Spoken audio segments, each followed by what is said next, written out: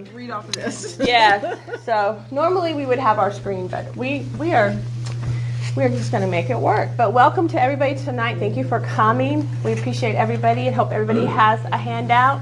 We'll talk about the things that we have on the table as we go on through the evening. I'm Pamela Vallejo. I'm one of the in-home trainers.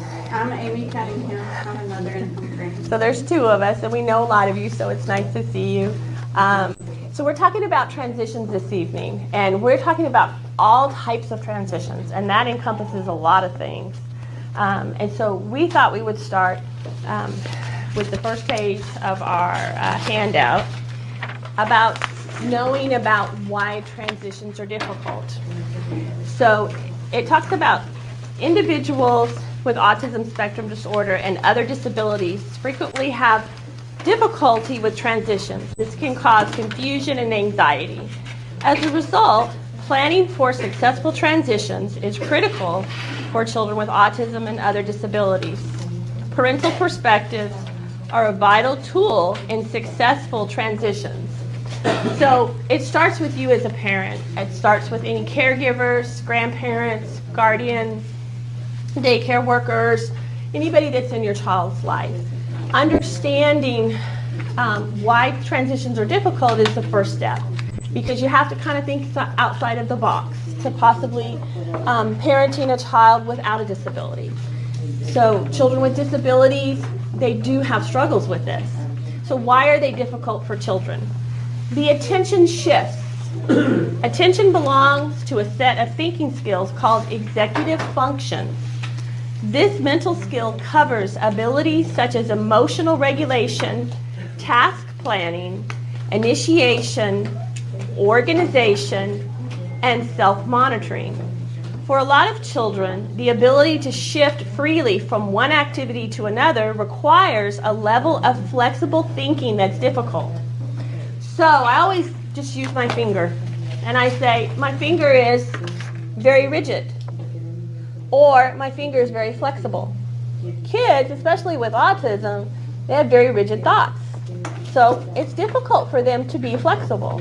So transitions, we need to be flexible for transitions. So now we know we're going to have some challenges in how we deal with transitions for our kids.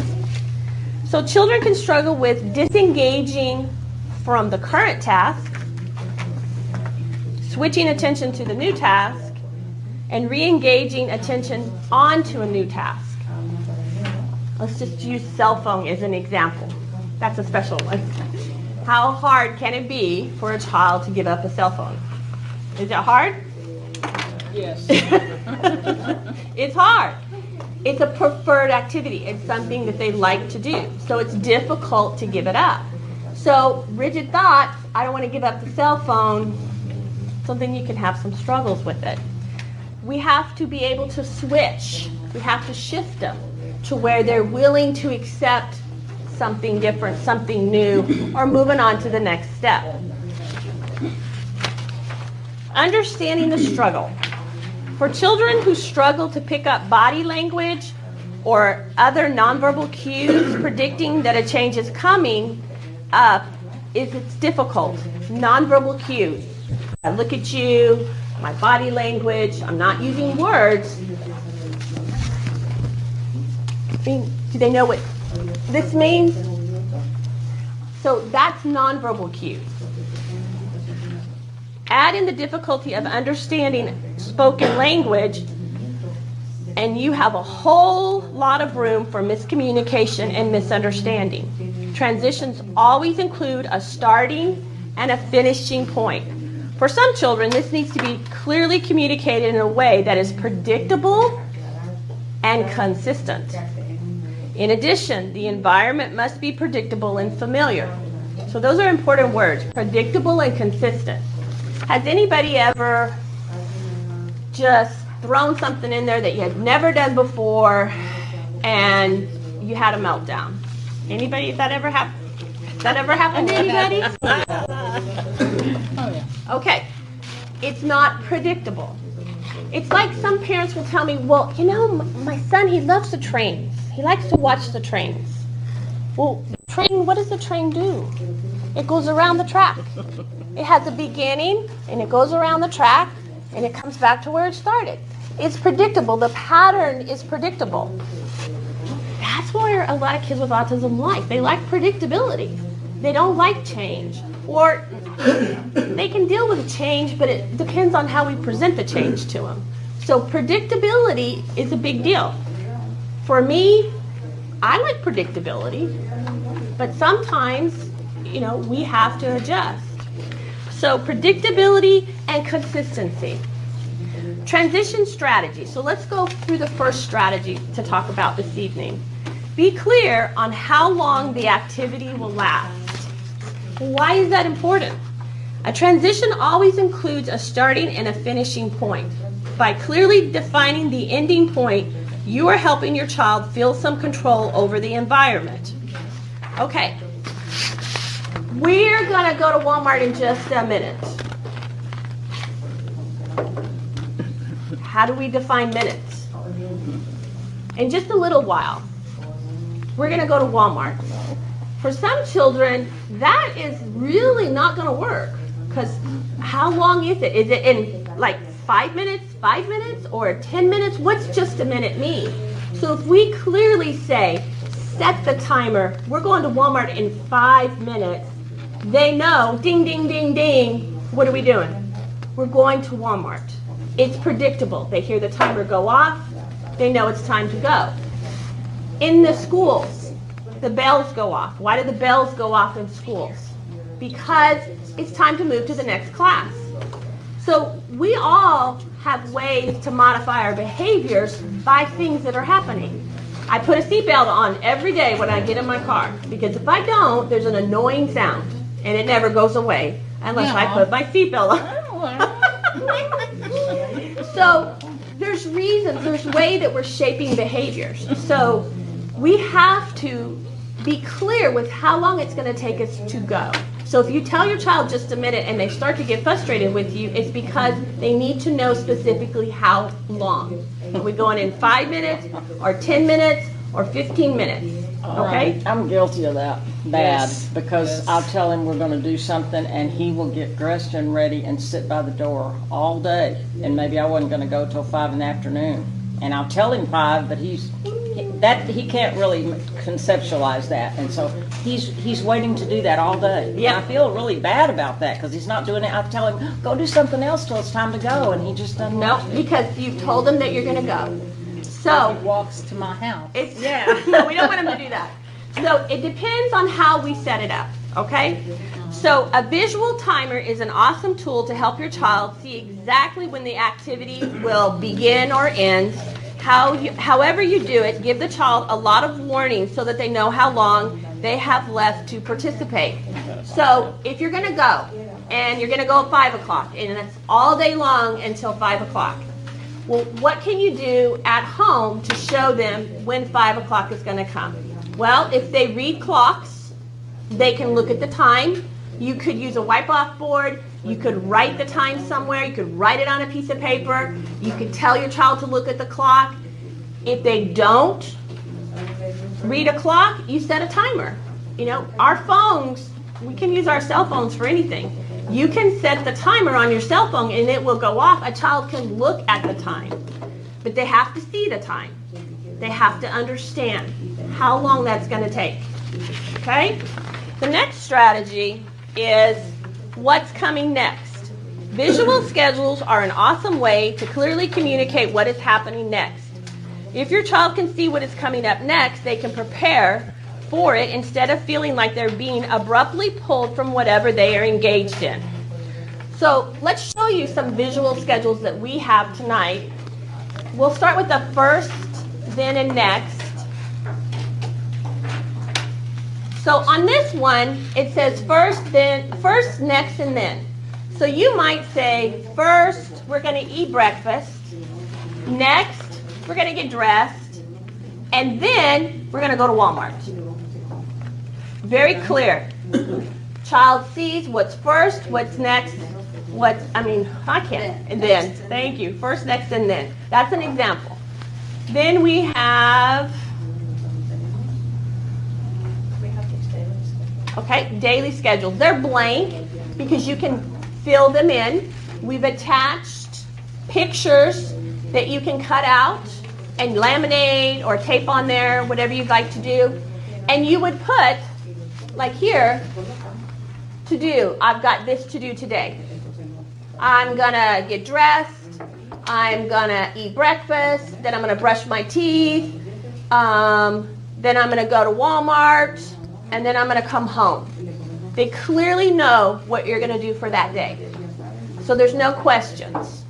That's a visual schedule. You can use something as simple as a calendar. Does anybody use calendars at home? Okay. Thompson uses a calendar.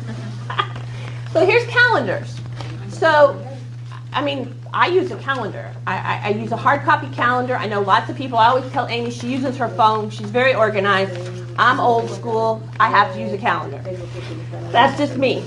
But you can write stuff on the calendar. Your child can write stuff on the calendar, especially as we transition into summer months when we're not doing that same routine of going to school every day. Big calendars, wipe-off calendars, all of these things are really cool. But they can see the expectation. They can see what's planned for that day, if there's something planned. You know, I don't know if there is or not. Then we have like specific routines, like a morning routine, afternoon routine, and a good night routine. Good night. Yep, well, that's right, good night routine. So here it clearly sees the expectation of what the kiddo is supposed to do throughout the day. So schedules can be used in many different ways. But what's important about them is that there's no surprises. It's predictable. If you stick to a routine with some predictability, your child is comforted. They feel better. They're not as stressed out. They don't have as much anxiety as if you don't. So as we think about school and finishing school and transitioning into summer, does anybody plan to keep on a schedule in the summer? We always try. I try, but it. Okay, we need to. It's really important to try.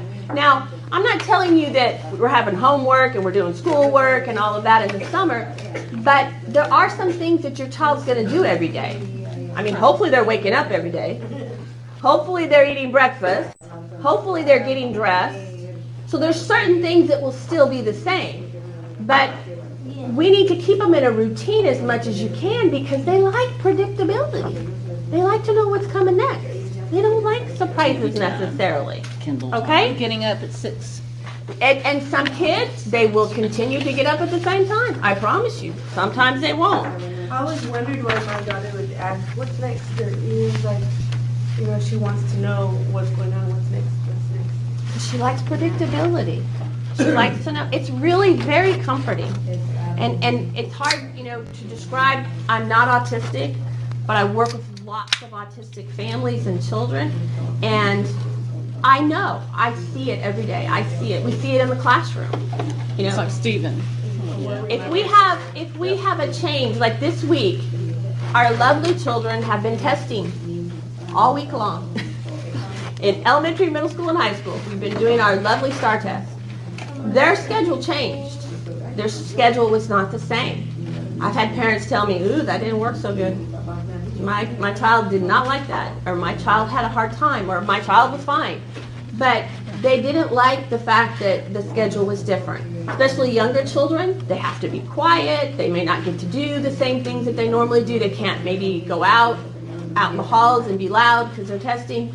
So it's difficult. It's a stressful week for kids.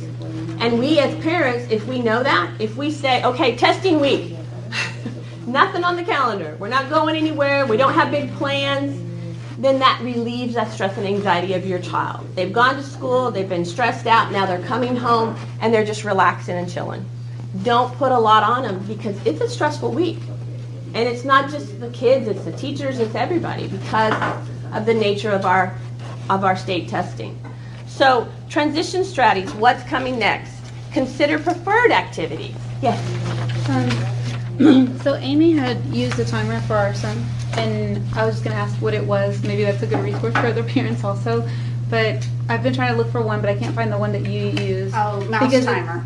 Mouse timer, because it's There's lots of free timers. If you go to the App Store and you just put in timer and autism, you will find a lot of free timers.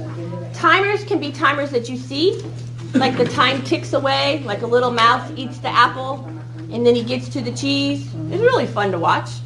Or timers that they hear, timers that they see, kitchen timers, phone timers. You just kind of have to see what your child responds to. But timers are very powerful. They can sometimes be the bad guy, and you're not the bad guy. The timer's the bad guy because it goes off. It's a signal, and kids respond to that. We use them all the time in school. So, preferred activities. Everybody, tell me if we're not on the same page. Preferred and non-preferred. Preferred is what you like to do. Non-preferred is what you don't like to do. Preferred and non-preferred. When creating your child's schedule, strongly consider the activities that your child loves and those activities that they don't like.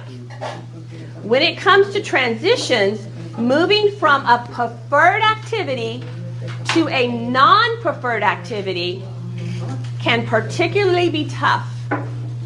Why is it tough? I like what I'm doing, and you want me to do something I don't like. So there's the struggle.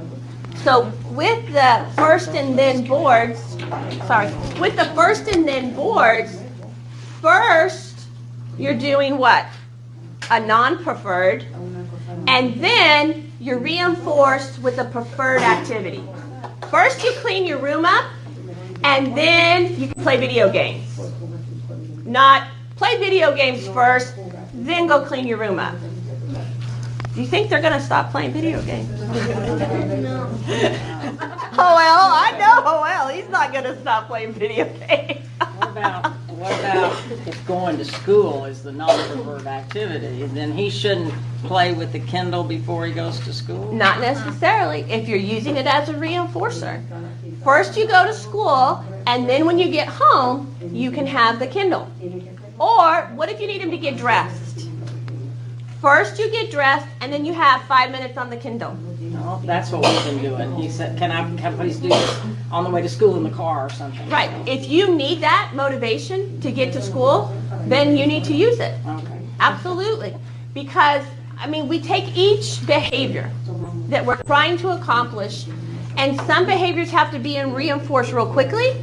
Some behaviors you don't have to reinforce till the end of the day. It just depends on what it is. So, but that's really important because a lot of times we're given that reinforcer, that preferred thing first, and then we're saying, well, go do something you don't like to do. And Joel will tell you that he loves to play video games. Do you want to clean your room or do you want to play video games? What do you want to do? Play with trains, or do you want to do your homework? He wants to play video games first.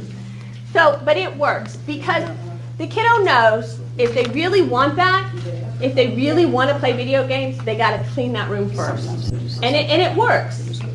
And especially if you use a visual schedule that's consistent, maybe Saturdays is your clean the room day. They know every Saturday they're going to clean their rooms because it's on the schedule. I'm getting dressed, I'm eating breakfast, and this is Saturday, and then I'm cleaning my room. And when I'm done with my room, then I get to choose what I do next, or that's when I get to play video games. So they like that. Okay, if possible, when making your child's schedule, attempt to move in a pattern of non-preferred to preferred. First, if you do this, then you can do this. While this is not cut out all the transition difficulties, sorry, I can't talk tonight, it will help smooth some of them over. So I'm not saying that it's foolproof, doesn't work all the time, but most of the time it will work because it's predictable. They're good. They already know what's going to happen. Okay? All right, next one. Use the first and then visual supports. We've talked about that. If your child is struggling with transitions while using a structured routine and visual schedule, breaking their visuals further down into a first and then chart may prove to be beneficial for them. A first and then chart is a way of showing a child that they must complete the task at hand before moving on to their preferred activities. So you can have a big daily schedule, and that works. And then, they really don't want to do the non-preferred. And then I'm going to pull out a breakout first, then, and next, or just a first and then, and I'm just going to show them that right there, those two things. And we're going to focus there, and then you can go back to the big schedule. Because remember, not everything works, so you have to try different things. Use a transition object or a sensory backpack. Has anybody ever heard of a sensory backpack? You? Okay.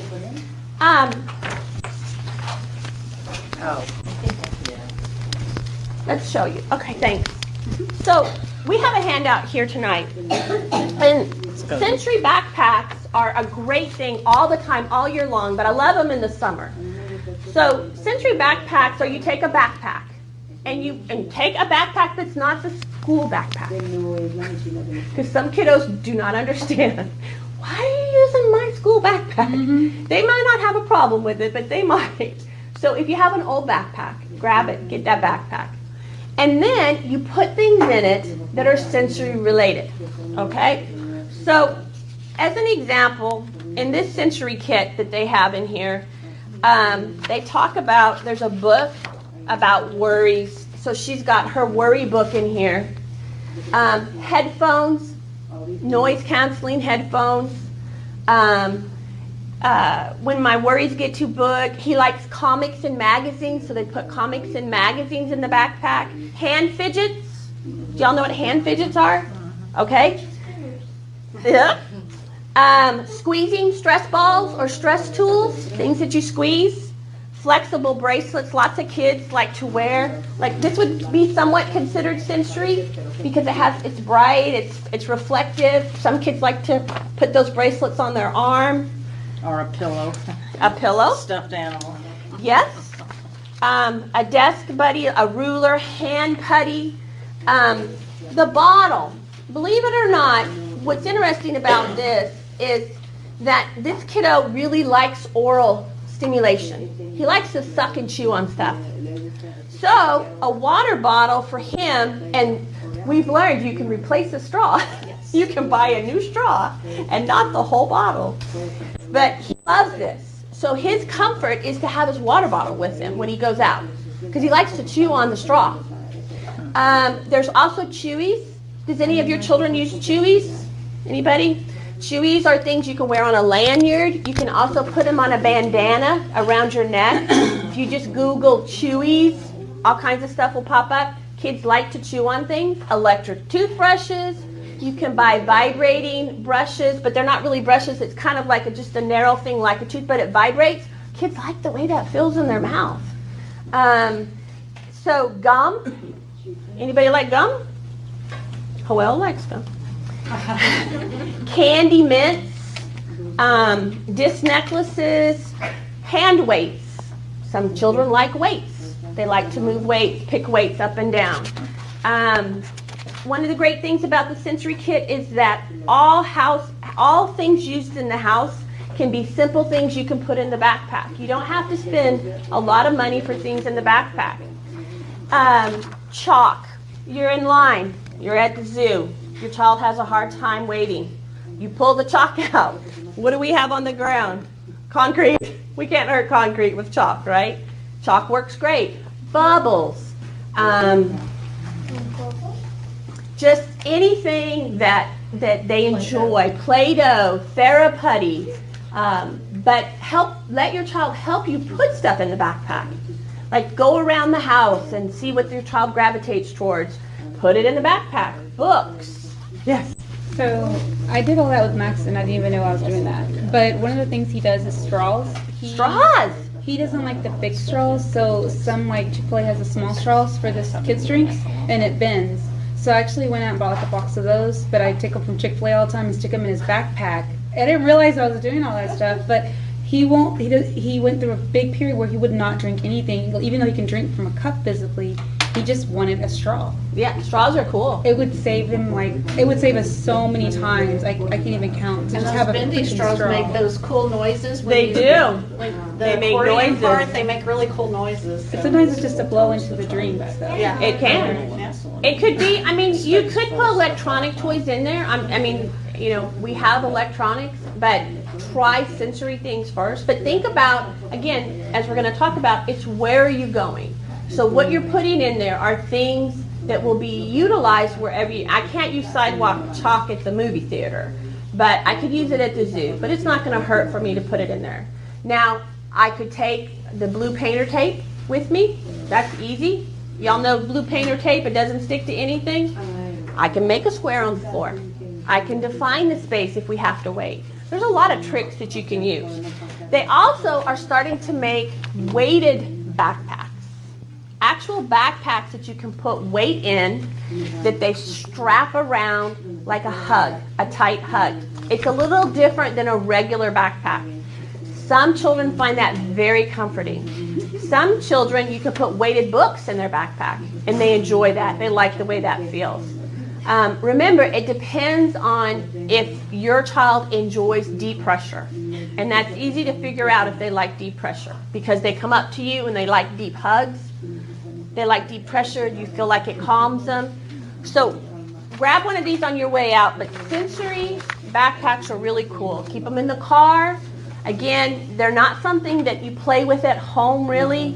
You just use it for outings when you're going out, when you're making transitions. If you're going on vacation, you know, put those favorite things in there. Okay? And make sure there's nothing in there that will melt inside. Melting is not good. But also transition objects. If they have a favorite lovey, they have a favorite blanket, you know, can it fit in the backpack? Can they transport it with them? Now, if it's a favorite lovey and you only have one, be careful. Because if you lose it, it's not a good thing. It's not a good We bought thing. something off Amazon to see. Buy 10. Don't buy one. I mean, some children are very attached to things. So be careful if they have a favorite and you take it out of the house, that you have an extra one. Okay. Let's go to minimizing waiting. Waiting is hard. It can be very difficult for a child to wait. If a child has to wait too long, they tend to get impatient, and sometimes they can be aggressive. It can be confusing, especially if it isn't clear how long the wait is going to last. Prepare for long breaks by clearly explaining to your child, utilizing visual supports, how long the wait could be. Plan ahead. Select times with less people. Schedule ahead. Make a reservation. Do whatever you can to make the wait time a little less painful. So I think often of restaurants. Y'all go to restaurants. I often think of the children that are waiting at restaurants. And the parents that are trying to entertain the children as they're waiting at restaurants. And the stress on their face. And the stress on the child. So I'm not going to take my child with autism at 6 o'clock on a Friday night to a restaurant. I'm not going to do it because I know I'm setting myself up for a meltdown. Now, I might take him at 5 because I know there's going to be less people. Or I might go on a Saturday versus a Friday night. You have to plan. You have to anticipate that what you're doing could cause your child to have stress and anxiety. You have to think like that. A family going on vacation, so excited, they're going to SeaWorld. Oh my gosh, the family was so excited. Told the child, we're going to SeaWorld, we're going to SeaWorld. He'd never been to SeaWorld. They get to SeaWorld. Y'all familiar with SeaWorld? They have that big arch in the front, that big giant arch at SeaWorld. He walks up and he's like, he totally freaks out. What in the world is that? He's not going to go in. He'd never seen it before. He didn't know what SeaWorld was. He didn't know. So what could we have done to help him? Google, show the pictures. Ooh, smart mom. Yes, exactly. Pull up YouTube. Everything is on YouTube. Show him what SeaWorld looked like. Show him Shamu. Show him whatever you could show him so that when he got there, It was predictable. He knew what it was going to be. I'm not saying that he may not have a little freaked out with the big old arch, but he would not have been so stressed because he knew where you were going. He knew what to expect. So kids have a hard time when they don't know. And we can just like run to the store, and we've never been to the store before, and they get upset just because we picked them up from school and we got to go get milk. And oh my gosh, meltdown because you just stopped and did something that you don't normally do. You know, you just have to anticipate. And sometimes, honestly, everybody, even with you anticipating, you still may have a meltdown and not know why. That's just life. But try to set yourself up. Make that reservation. Go to events. All summer long, they have events, and we have lots of summer resources for you, to sensory-friendly days at Hawaiian Falls or at the water parks, Jump Mania, the jump thing. They're all starting to have sensory-friendly days.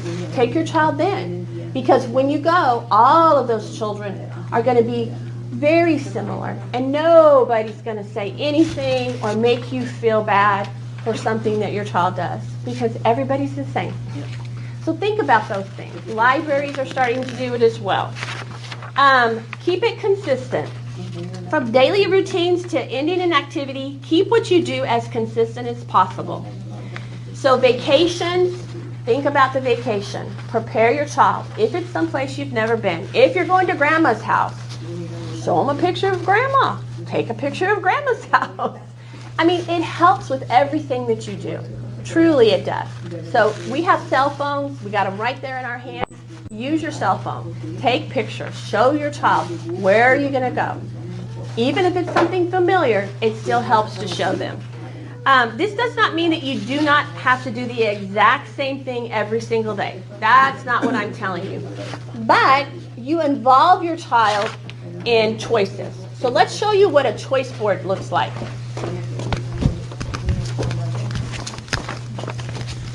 Okay, choice boards. Choice boards are where you take some time with your child and you ask your child, well, what do you like to do? What are the things that you like? I like going to Jump Mania. I like going to Nickel-Rama. I like going to the Rangers baseball game. And you have your child put choices on here, okay? Those are things they like to do. These are preferred activities, okay? Here's a 6-card choice board. Here's a summer choice board. So what this does is in advance, before summer actually starts, your child tells you what they like to do. Now, in the summer, a lot of parents still continue to work. You know, we're not all on vacation, so your routine stays the same, but your child's routine changes.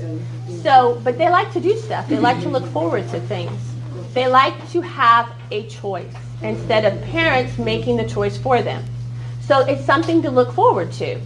Let's say on Friday, you're off on Friday. So his choice will come on Friday. And you go through the choice board and you're like, okay, Tommy, you picked these activities. Which one would you like to do on Friday? It gives them a choice. You can also do this for behaviors too. In other words, if they're completing the task of first you do this and then you do this, they could have a board full of choices for reinforcers that you already know. So like in our classrooms, teachers, you may notice they have choice boards. So if they do math, then they get to pick from the choice board. And it's a preferred activity. And you can have time limits on the preferred activities. It just kind of depends on how you use it. But you see how visual this is. The child sees this. They look forward to this. They like that. It's fun. It's like, do you ever mark vacation on your calendar? Mm-hmm. Oh, yes. We look forward to vacation. I write it on my calendar. Kids are the same way. But they like to choose. Now, what if they choose a vacation to Hawaii? Well, probably not going to happen, right? They have to be realistic choices. Things that you can, and it could be a trip to McDonald's. It could be a date with mom. A night out with mom. It could be a night out with dad or sister or brother. It doesn't always have to cost you anything necessarily, but it's just that special time, okay? Or that special place. So those are choice words. Oh, thank you. All right. So allow them to help with their routines too and be flexible. Like if they don't want to clean their room on Saturday, then let them clean their room on Monday. It's really not that big of a deal. All right, prepare ahead of time and don't rush. Practice makes perfect. I've talked about that a lot. If you know that your child is going to struggle with the transition, make as many preparations as you can ahead of time. Rushing will just add to the stress for both the parent and the child. How stressful are mornings right now? Anybody have real stressful mornings? All the time. Okay. Mornings can be really stressful. Can. So think about that and then ask yourself, okay, what could I do differently? Is there anything I could change? Because then the day, how do you think the day goes if the morning's stressful? The day could probably not go so hot. It could get better. Anything's possible. But when you know that you've got a plan coming or that you're going somewhere, think about it and prepare. And rushing, I know we all tend to rush, but it really will cause more stress and anxiety for your child.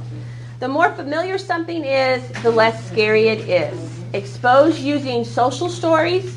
And social stories, and we have some examples for you guys tonight too to take.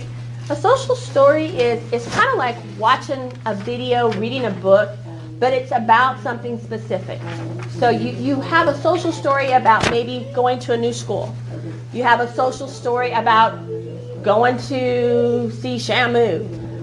It's a repetitive way of reading something that a child hears, and he can look at the pictures if there's pictures, and they create a picture in their mind, and it really helps. It's like videos. Videos work really well too, because YouTube has everything on it.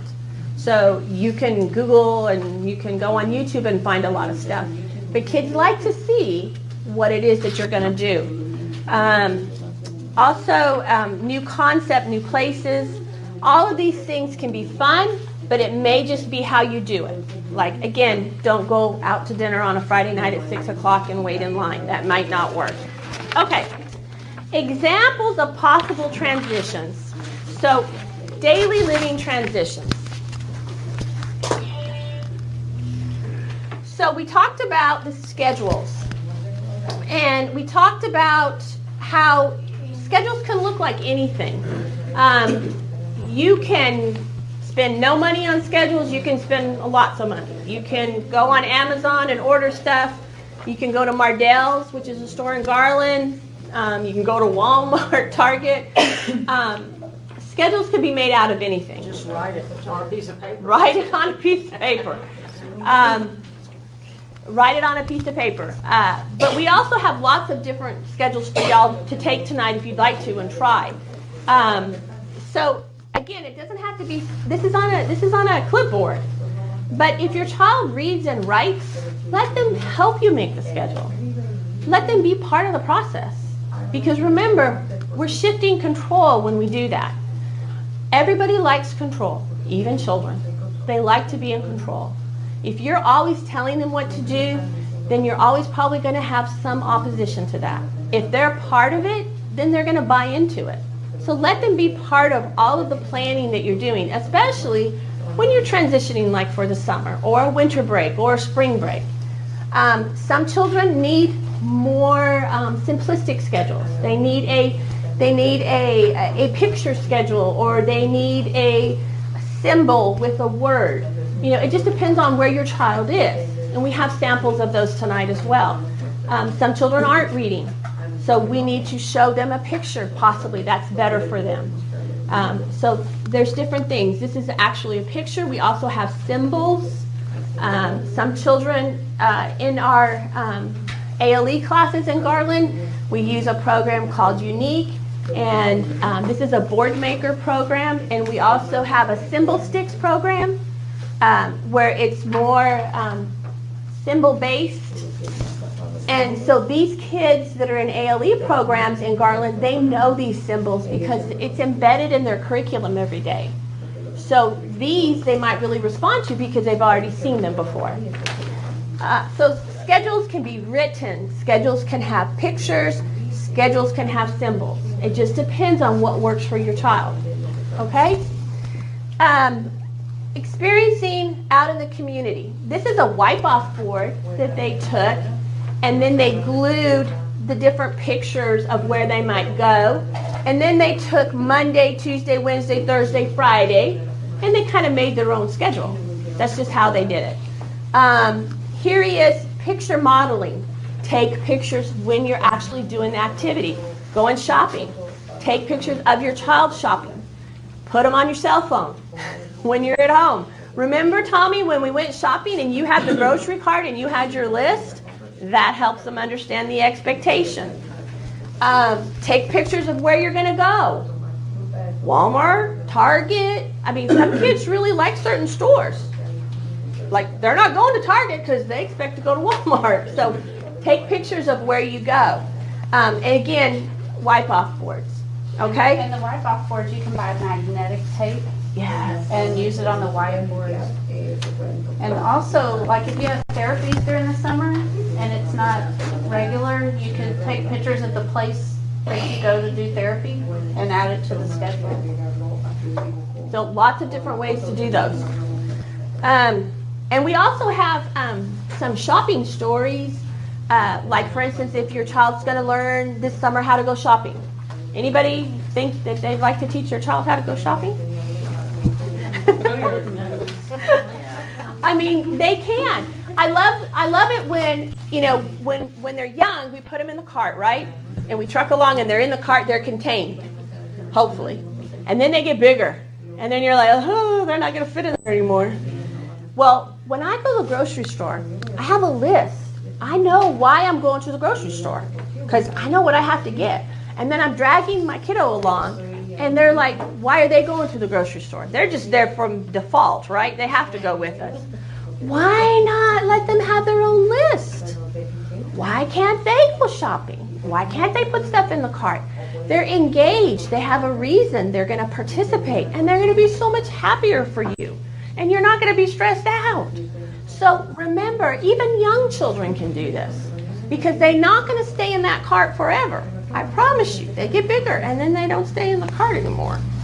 Okay, transitions during summer and school breaks. We're coming up on a big transition for summer. Are y'all excited about having them all summer long? We're like, tag, you're it, right? It's your turn. So what do we do in the summer? You know, what do we do? Well, we relax, we chill, we have a routine. We have schedules. We play some video games, right? Go swimming. I mean, absolutely. But you still want to have routines. Those are very important. But ask your kiddo what they want to do. Let them be part of the process in the summer. We have some different examples and resources in your packet, in the back of the packet. Amie put together some really great summer resources.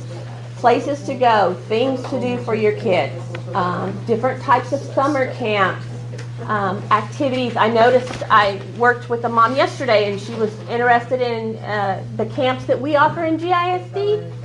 And we were like, oh my goodness, full. So camps fill up quickly. So if you want to put your child in a camp, don't wait. Garland has 5 or 6 recreation centers. Has anybody utilized the recreation centers? Okay. Every season, fall and spring, online or in person, you can pick up the magazine that they have at any rec center. It tells you about all the programs that they have. They offer very neat programs. They're not terribly expensive. They're very reasonable. Not as familiar with the city as Saxe. Rowlett also has a recreation center. They have their stuff online. But there's things for kids to do in the summer. You know, keeping them home is not necessarily the best choice. We want social skills. We want social interaction. And we want them out and about in the community. It's important. Different cities offer Special Olympics, like Mesquite. Garland is just now starting a Special Olympics. That will be new for Garland. Richardson has Special Olympics. There's things for your kids to do. You just have to do the research, and we've done it for you, and just click on these things and start looking. But if you don't wait, because they do fill up pretty fast. Can I ask about Yeah. Special Olympics for autistic kids? A lot of people don't think that's for autistic kids. They Oh. think it's for physical disabilities only, but it's not. It's not. It is for any child with any type of a Even disability. some family members said that when I suggested it, and they said, that's not for him. No, it's for anyone, and they're neat programs. They're very neat programs. So look into stuff. Here's a summer schedule that they have. Again, Amie showed you morning, afternoon, evening schedules. Here's his list of things that he likes to do. Use your choice board. Here's our choice board. I want to play, what do we call that? Thank you. Connect 4. My things that I prefer to do, I prefer the computer. I do not like puzzles. I prefer to play Connect 4, and I like art. So these are the things that we know that he likes to do or she likes to do. So these are the choices that they're going to do. Here's the summer routine. This is the prize activity board. These are fun. You take all the stuff that your kiddo would like to do, from McDonald's to going to water park, splash park, whatever, and you fold it up and it's a surprise. And you put them on a little paper clip or a little clothespin, and they get to pick. So it's like a surprise. That's kind of fun. It's kind of cool. So you can do it in a lot of different ways. But this is just a surprise activity board. Summer reading, that's a big one. We want your kids to read in the summer. And the libraries have great reading programs. If you don't go to the library, make a reading program at your house. Get some books. Go to Half Price Books and establish your own reading program and offer rewards for reading, because reading is very important in the summer. So, experiencing transition, going to a new school. So let's shift to going to a new school, because the summer will end and we will be going to new schools. Can you tell me, how many of you all will your children be going to a new school? Okay, so going to what age to what age? PPCD to K. Okay, PPCD to kindergarten. 5 to 6. 5 to 6. 5 to 6. High school. Awesome. High school. Anybody else? What? 5 to 6? Anybody else transitioning?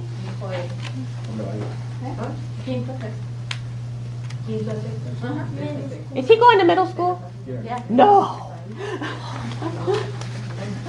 Oh my gosh. Well, I'm not ready for that.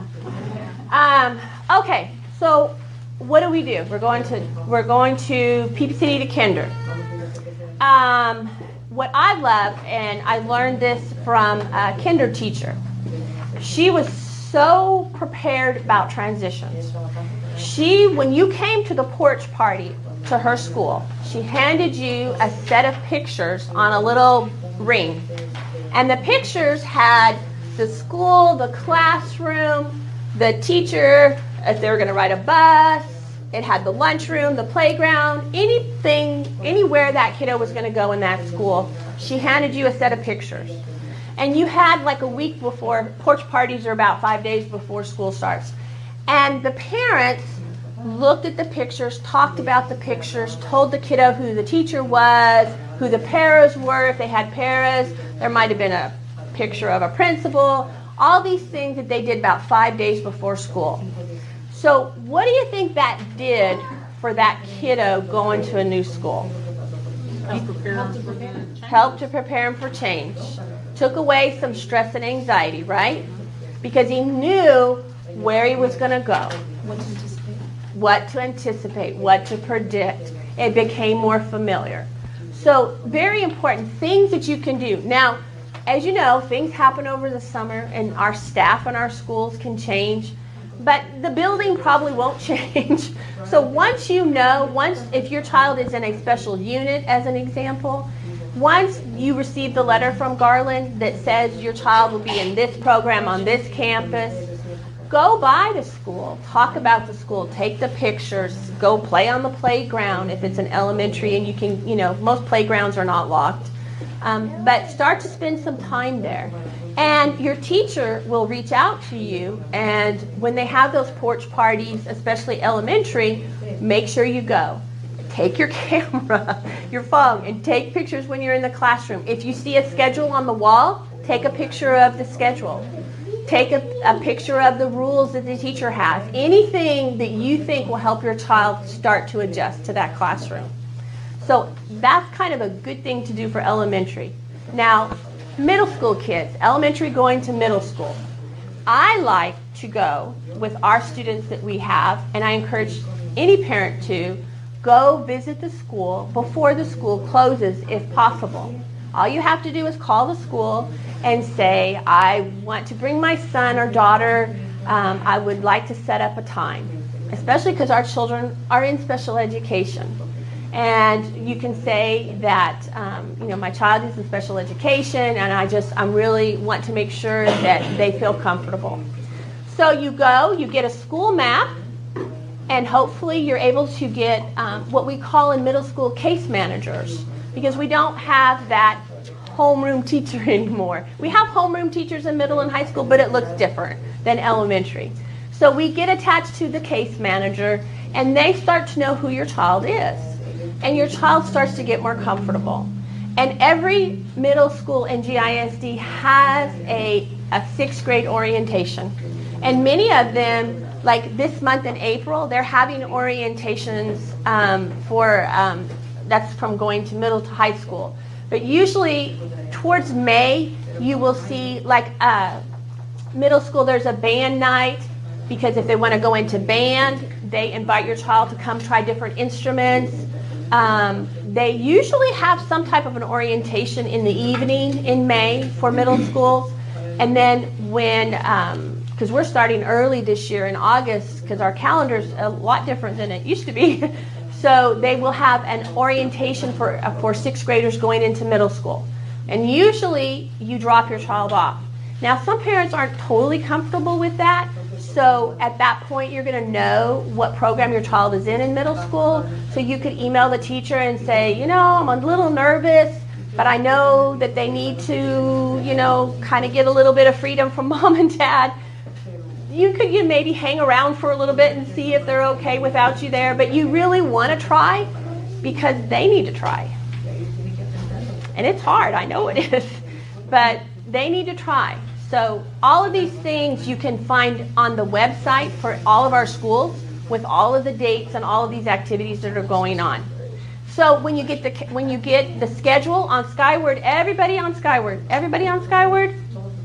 I hope everybody's on Skyward. Because they oftentimes have those schedules put up at least a week before school actually starts. You can go into Skyward on middle and high school students and you can see their schedules. And you can see the map and you can start plotting where they're going to go. And you can also go up the week that the teachers are back for that in-service, and you can walk the school with your child and take the map and follow their schedule. There's lots of things that we can do to try to help that transition be much easier. So now, middle school to high school, very similar, kind of the same thing, except by that point, more than likely they really don't want you to hang around. They're like, see you later. They don't want to see you anymore. But it's the same process. You still want them, there's always a freshman orientation on every high school campus. They want you to come, they want you to drop your child off, they spend the morning there, they learn the rules, same procedure. So we start to plant the seed by doing these activities with your kid so that they're prepared for school transition. And if there's ever a problem and you ever don't know and you haven't gotten the letter or there's any questions, know that here in our special ed department all throughout the summer, except for 2 weeks that are around the 4th of July, there's always someone here to answer the phone. So if you have questions or concerns, you can always call and see, because sometimes, you know, something doesn't work, and we want to make sure that you guys know where your child is going to go and what program they're going to be in. Any questions about transitioning to school? And we also have social stories. Yes, we do have social stories for transitioning to a new school for next year. Social stories is a story that we make for a specific behavior. Like the behavior of, it could be biting, kicking, hitting, it could be brushing teeth, it could be going to a new school, and we write a story, a grocery store, we have a social story for going to the grocery store. It's a very cognitive way for your child to learn something. They hear it, you're reading the story to them, and you're reading in lots of practice, lots of repetition, and it just helps them with a smoother transition. It just helps them create a picture in their mind of what's coming next.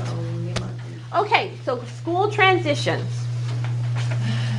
Then we just talked a little bit about why school transitions are can be more challenging. You know, for children with disabilities, children with anxiety, younger children, how we use the things that we've talked about, visual support. A big thing is, I always tell kids, you know, I ask them, I say, how do you feel about school? Do you like school? Do you feel safe at school? Because a lot of times, our kiddos, they don't really necessarily feel safe at school. And the reason they don't feel safe is because there's something at school that bothers them. Gym is a good example. Gym is not a favorite class for a lot of kids that have autism. Can you think about maybe why gym might not be a favorite class? It's loud. It's loud. Ooh. Gym is loud. In elementary school, gym is loud. It's chaotic. There's not as much structure. So it's just not a preferred thing. When we go to middle school, gym changes a lot in middle school. We have to dress out for gym. We have to change our clothes. Well, a lot of kids don't like to change their clothes in front of other people. They just don't like it. And we don't have dressing rooms in locker rooms, so they have a hard time with that. So we come up with very creative ways to get around that. But gym might be a place that your child would tell you they don't feel safe because they're doing something that causes them anxiety and stress. So that's a conversation. Well, okay, what do they have to do for gym? What are the requirements to get the grade? Can they keep their pants on? Can their pants be elastic? Could they work? Could that be okay? Could they keep those pants on and not have to take them off? Or could they put their shorts on underneath their pants and just take their long pants off? Could they wear leggings under the shorts? For girls, could wear leggings for under the shorts. There's ways to get around it, but you have to think about that. What do they have to do in that gym class? And you talk to the PE teacher. What are your requirements? Because they get graded. If you don't dress out, you don't get the credit. You don't get the grade. So you have to make sure that the classes that your kids are in, that they're okay with. If you put your child in a class, I don't know, art. Art's usually something most kids really enjoy. Algebra, not so much.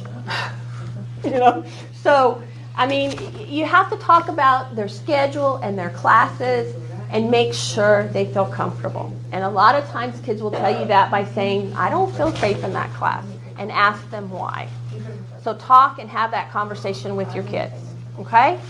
And also schedule changes. I have to be honest with you. Usually middle school kids don't go through as many schedule changes as a student in high school. Schedule changes in high school are not fun. And I have many times said to a counselor, if you know that this kiddo could possibly have a change, make sure you make that schedule so that there's not a change. Because they got to take math all year long, and they got to take English all year long. Kids don't like to have English with one teacher one semester and English with another teacher another semester. So talk about their schedule and make sure that your counselor knows, hey, we like consistency. We like predictability. help us make that happen, okay? And use Skyward because, again, you can see, oh, in December, I'm looking at my January schedule and they have now changed my English class and it's a different teacher. Pick up the phone, say, we need to do something about that, okay? Be the voice for your child. We experience transitions going to college or starting a new job. Anybody, kiddos, ready for college or starting a new job? Mine's already done it. Okay. I mean, we get to that point. Can you imagine that you guys are going to get to that point? Your kiddos are going to go and grow up. What are we going to do next? You know, we need to think about that because it will happen. So what we have for you tonight is we have transition packets that have information. And in the packets, we have one in English and Spanish. They talk about things that you should be doing. And these are all level packets, so they're good for those of you, with your young children all the way up to high school. And it talks about what type of services do you think you might need in the future. It talks about life issues. There's a checklist on here. It talks about the different agencies, supports that we have in the Dallas Metroplex area. Here, if your child is thinking about going into employment, supportive employment, that's where you work with a job coach.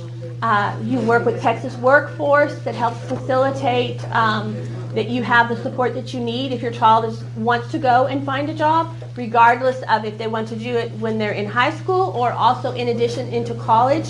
Texas Workforce stays with your child. We talk about early childhood interventions. There's a thing on DARS here. This is what we call Texas Workforce. Information about how you get a license. Your kids could learn how to drive. Just everything that you could think of has great information, and then it has a resource directory in the back. We have some cool colleges in our area that do have supportive programs for children with disabilities. Tarrant County has a great program. Dallas County does as well. Tarrant County may be a little bit more friendly to children with autism. Texas Tech University has an amazing program for children with autism that are wanting to go to college. We're starting to get more friendly because our kids can go to college and they can learn and thrive, and our society needs to be more accommodating for our kids. So we're getting better at that. Just like supportive employment, a 12-plus program that we have in Garland, when your child has completed the 12th grade and has the credits to graduate, we have 12-plus programs. We have something called Project Search, and we have something called MAX, which is here in our building. It's a full-service cafeteria downstairs, and the kids learn restaurant management. They made our cookies. They set up our room for us tonight.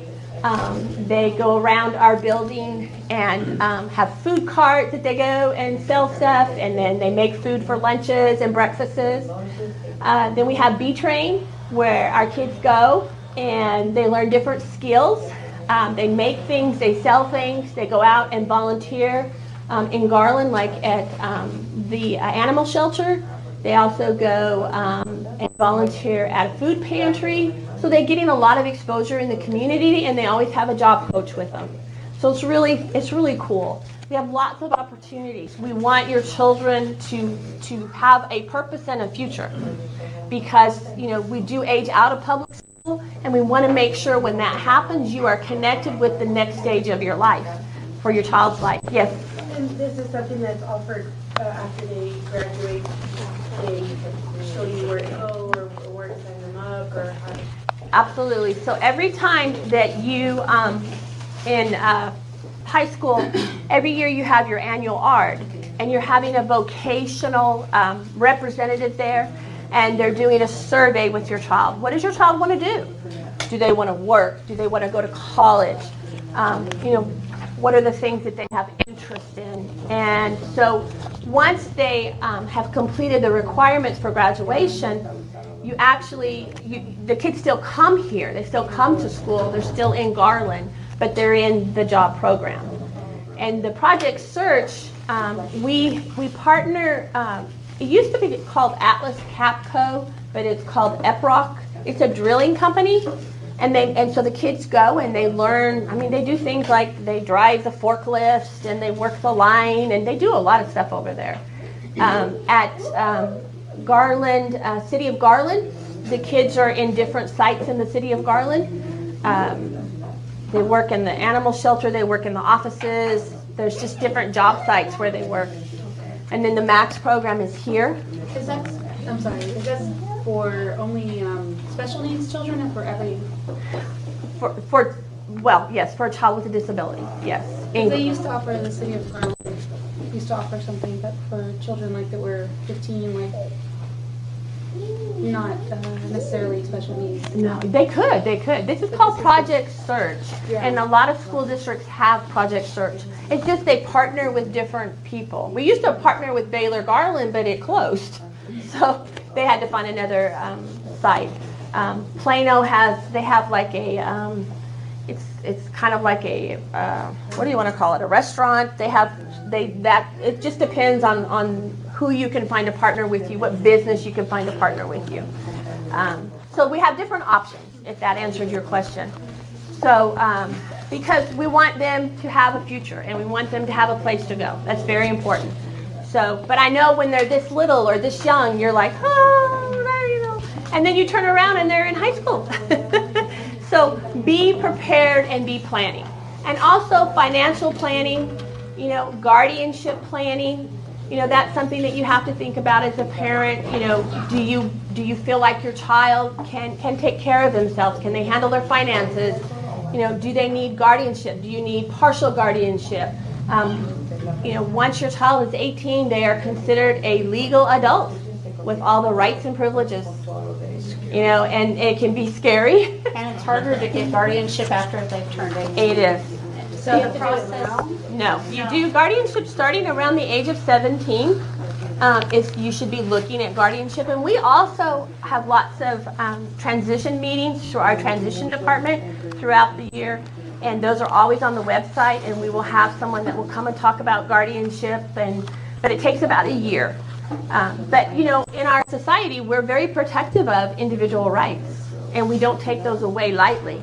So that's why guardianship is a legal process. You do have to have a lawyer, and you can do it yourself, but I would probably need a lawyer because I don't know how to do it. But it's a process that you go through. You have to go to court, you have to go before a judge, and they have to determine why you would want to not.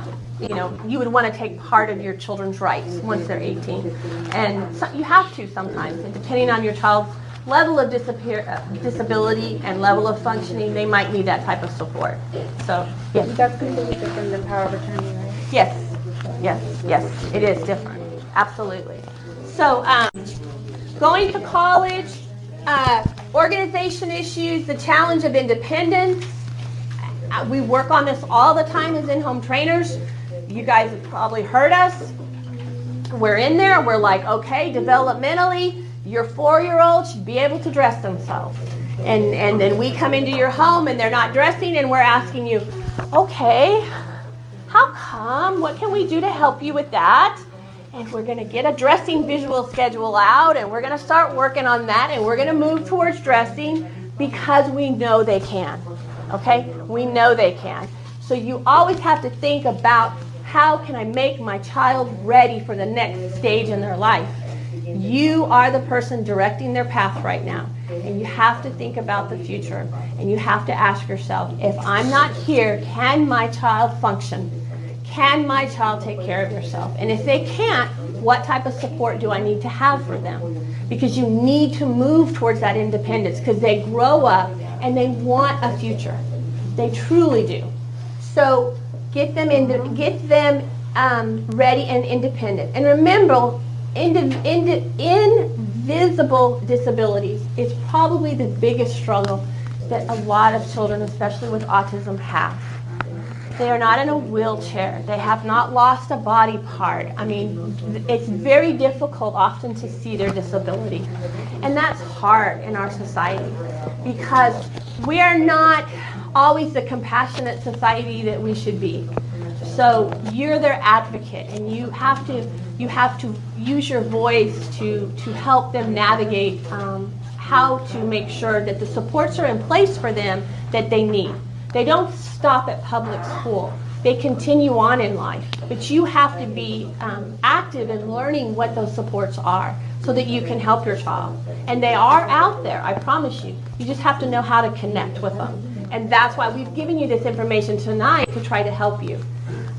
Transition planning, practice self-advocacy with your children. That is so important. We want your kids to have their own voice. And if they don't, we need to teach them how to have their own voice. Tools for staying organized, becoming overwhelmed. You can be very overwhelmed by change. You know, going off to college or getting a job is a big change. And we have to keep that line of communication open with our kids to make sure that they're okay and that they're doing okay. And we passed out we have the handout for y'all to grab on the way out. All these resources here are great to go and do visual schedules on your own. If you don't see something here that would help you, you can find them here. We have tons of stuff for you. Also, summer resources. Just lots of information. There's camps on here, art camps, Lions Camp, YMCA of Rockwall, just tons of stuff. Geocaching, Century World, the Perot Museum has a camp in the summer. There's so much stuff going on. We love that.